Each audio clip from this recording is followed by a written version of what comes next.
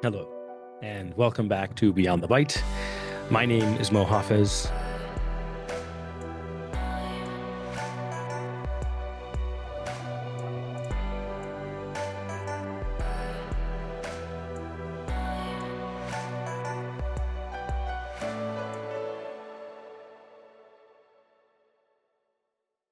If we've learned anything from the first season, is that AI is not the destination. It is the engine. It's the very engine that will help us build what's coming.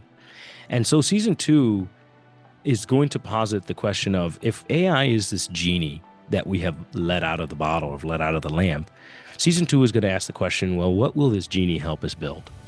And so season 2, I'm very excited to talk about what we're going to be exploring with season 2, but we're going to be exploring now not just AI, but what AI is helping bring in the emerging tech field. So quantum computing, for example, right? Not just a new faster computer or faster chips, but a whole new physics, a whole new way of computing that promises unimaginable power.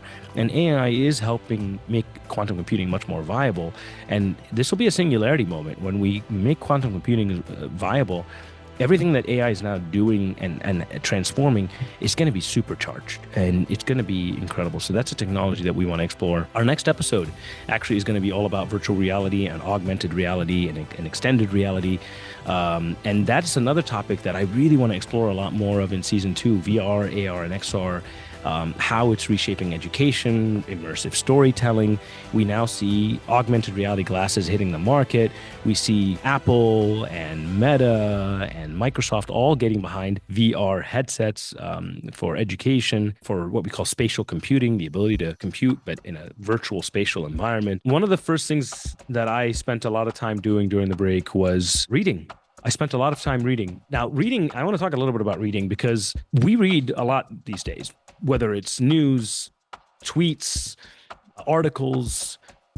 There's a lot of information coming at us nowadays, lots of knowledge, but it's all short form content. And this time around, when I said I read, I didn't read tweets. I didn't read the news. I read books. I read a lot of books.